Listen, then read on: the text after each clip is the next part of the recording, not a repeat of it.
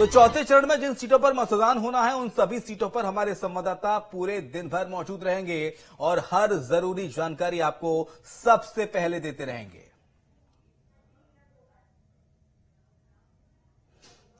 तो 8 लोकसभा क्षेत्र और 8 रिपोर्टर्स हमारे पल पल का अपडेट न्यूज स्टेट पर पहुंचाएंगे। दर्शकों को सबसे पहले अपडेट दिया जाएगा। इंदौर से अतुल जुड़ेंगे, उज्जैन से संदीप भमरकर जुड़ेंगे, देवास से राम माल्या जुड़ेंगे, मंदसौर से शाहिद चौधरी जुड़ेंगे, रतलाम से अशोक शर्मा, धार से नरेंद्र टेनीवाल, खरगोन से वाहिद और खंडवा से अखिलेश हमारे संवाददाता जुड़ेंगे और पल पल का अपडेट आप दर्शकों तक पहुंचाएंगे कि कहां कितना प्रतिशत मतदान हुआ, किस पोलिंग बूथ पर क्या स्थिति है, किस प्रत्याशी ने सबसे पहले आके वोट कास्ट किया।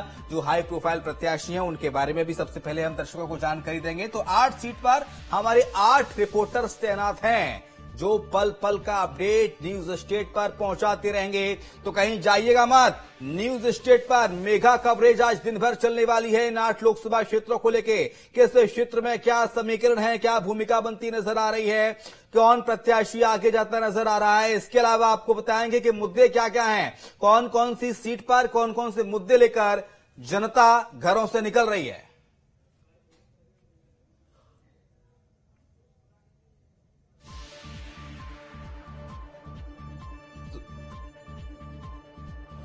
तो चलिए हमारे साथ हमारे 2 संवाददाता इस वक्त जुड़ गए हैं। नीलम हमारे साथ हमारे सहयोगी भोपाल से जुड़ गई हैं, तो वहीं इंदौर से अतुल शर्मा इस वक्त हमारे साथ जुड़ गए हैं। शुरुआत इंदौर से कर लेते हैं क्योंकि वहां पर आज वोट डाले जाने हैं इंदौर में। अतुल, क्या देख रहे हैं? बस थोड़ी देर का इंतजार और जब पोलिंग बूथ पर मतदान शुरू हो जाएगा। 6 से ज्यादा का वक्त बीत चुका है।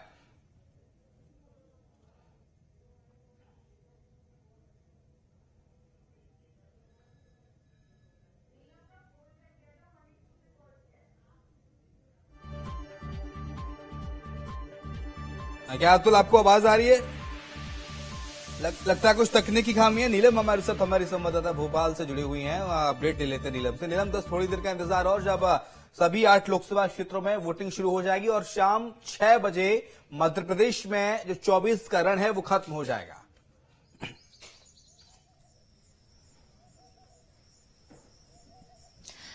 जी बिल्कुल, देखिए 1 घंटे का ही समय बाकी है जब 8 संसदीय क्षेत्रों में जो है वोटिंग शुरू हो जाएगी। थोड़ी ही देर में अलग अलग पोलिंग बूथ पर जो मॉक पोल की प्रक्रिया है वो करके ये चेक किया जाएगा कि क्या मशीनें ठीक तरह से काम कर रही है या नहीं, और उसके बाद जब आम जनता पहुंचेगी पोलिंग बूथ पर तो वो वोट डाल सकेगी। अगर हम इन 8 संसदीय क्षेत्रों की बात करें तो मध्य प्रदेश के मालवा निमाड़ की तमाम सीटें जो हैं इस चरण में यहाँ पर वोट होने जा रही है, जिनमें इंदौर, उज्जैन, मंदसौर, रतलाम, देवास, धार, खरगोन, खंडवा ये जो है संसदीय क्षेत्र शामिल है। यहाँ के करीब 1,63,00,000 से ज्यादा मतदाता जो है आज अपने मताधिकार का इस्तेमाल करेंगे और इसके साथ ही मध्य प्रदेश में लोकसभा चुनाव की जो मतदान की प्रक्रिया है वो खत्म हो जाएगी। अगर हम इस चरण में बात करें तो कई ऐसी सीटें हैं जहां पर काफी ज्यादा कड़ी टक्कर देखने को मिल रही है।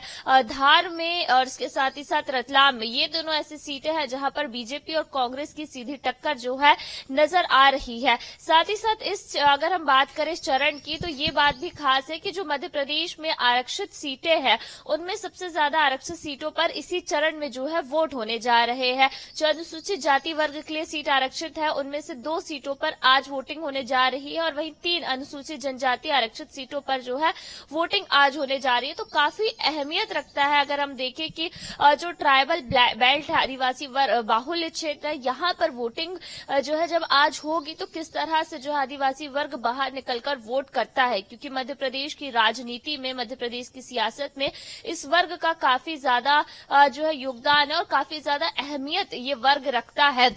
और इन्हें घरों से बाहर निकालकर लेकर आना, वोटिंग करवाना, ये अपने आप में एक चुनौती रहती है, चाहे हम बात करें राजनीतिक दलों की या फिर निर्वाचन आयोग की।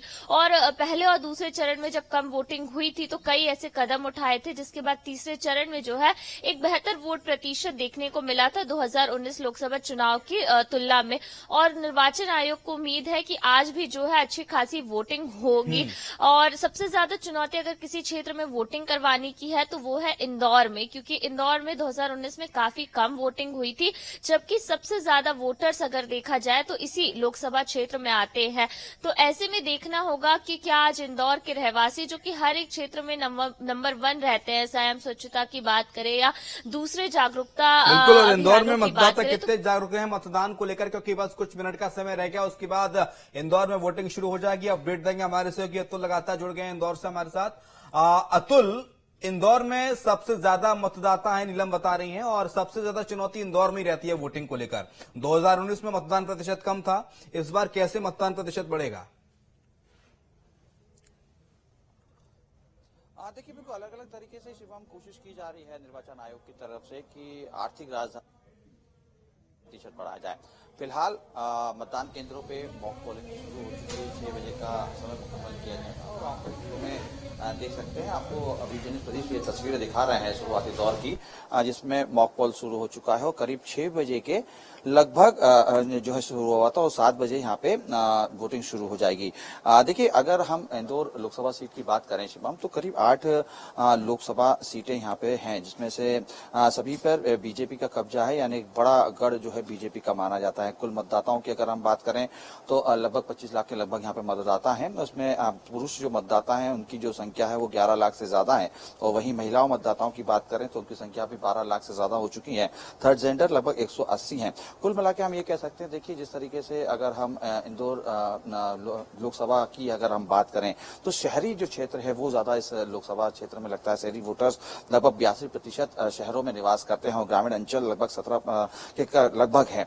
यानी कुल मिला के ये कह सकते हैं कि ज्यादातर जो वोटर है वो शहरी है। अनुसूचित जाति के जो वोटर सबसे ज्यादा यहाँ पे 16.75 है और अनुसूचित जनजाति के यानी आदिवासी जो वर्ग है वो 4.21 है। मॉकपोल आप तस्वीरों में देख सकते हैं, तमाम राजनीतिक दलों के जो नुमाइंदे हैं, जो राजनीतिक दलों द्वारा यहाँ पे भेजे गए हैं, उनके सामने मॉकपोल चल रहा है और तस्वीरों में ये देखने की कोशिश बता भी रहे हैं हम कि जिस तरीके से ईवीएम मशीनों में वोट डाले जाएंगे, ये चेक करवाया जाएगा कि ईवीएम मशीन सुचारू रूप से काम कर रही है या नहीं कर रही है, किसी प्रकार की कोई गड़बड़ी है तो अपने तुरंत आला अधिकारियों को सूचित करने के बाद ईवीएम मशीन को बदलाव किया जाता है। हालांकि अभी तक जिस केंद्र पे मैं हूं, अभी तक ऐसी किसी प्रकार की कोई सूचना नहीं आई है। यहाँ पे 2 पोलिंग बूथ बनाए गए हैं। देखिए, खास बात यह है इंदौर की, क्योंकि जिस तरीके से हमने देखा कि इस बार इंदौर में जो कांग्रेस के जो प्रत्याशी थे अक्षय बाबू, उन्होंने अपना नामांकन वापस ले लिया है। उसके बाद से तस्वीर बहुत ज्यादा साफ दिख रही है, क्योंकि शंकर लालवानी 2019 में भी यहाँ चुनाव लड़े थे, बेहतर तरीके से चुनाव जीते। उसके बाद अब एक बार फिर उनके सामने खाली मैदान है, कोई बड़ा नेता इस समय उनके सामने नजर नहीं आ रहा है। हालांकि कांग्रेस जरूर इस बात को एक मुद्दा बनाने की कोशिश कर रही है, कितना मुद्दा बना पाई, कितना मुद्दे के साथ जनता तक पहुंचा पाई। नोटा को लेकर खासा प्रचार यहाँ पे किया जा रहा है। नोटा को लेके लेकिन जब हमने ग्राउंड रिपोर्ट करी थी शिवम, तो उस समय लोगों का यही कहना था कि मताधिकार हमारा करना प्रयोग है और अधिकार है, और हम नोटा को लेके खासा रुचि यहाँ दिखाते हुए नहीं दिखाई दे रहे थे। देखिए, जिस तरीके से हम देख रहे हैं, अगर हम शिवम देखें तो लंबे समय से यहाँ पे बीजेपी का कब्जा है। सुमित्रा ताई यहाँ पे लंबे समय तक सांसद रही हैं और सीधे तौर पर शंकर लालवानी को उनका समर्थक ही माना जाता है, उनका करीबी ही माना जाता है। तो ऐसे में तमाम जो नेता हैं वो तो पूरी तरीके से जमीनी स्तर पे हमें दिखाई दिए। हम कैलाश विजयवर्गीय की बात करें या रमेश मुंदोला की हम बात करें या हम तमाम जो दूसरे नेता हम उनकी बात करें, तो वो कहीं सीधे तौर पे यहाँ पे एक्टिव दिखाई दी, जमीनी स्तर पे दिखाई दी। खास बात ये है कि सामने कोई भी बड़ा प्रतिद्वंदी न होने के बावजूद भी बीजेपी के जो लोग हैं वो जमीन छोड़ते हुए नहीं दिखाई दिए। इसके उत्तर अगर हम देखें, देखिए कांग्रेस ने गली गली अलग अलग मोहल्ले में यहाँ पे रैलियां निकाली, अलग अलग अभियान चालू किए। अब अभियान के तहत ये बताने की कोशिश करी कि नोटा का प्रयोग कीजिए, ताकि जो लोकतंत्र की हत्या की गई है या लोकतंत्र, ठीक है, तो लौटेंगे आपके पास। एक बार खरगोन का हाल जान लेते हैं। खरगोन से बड़वानी से इस वक्त हेमंत गर्ग हैं और खरगोन लोकसभा क्षेत्र में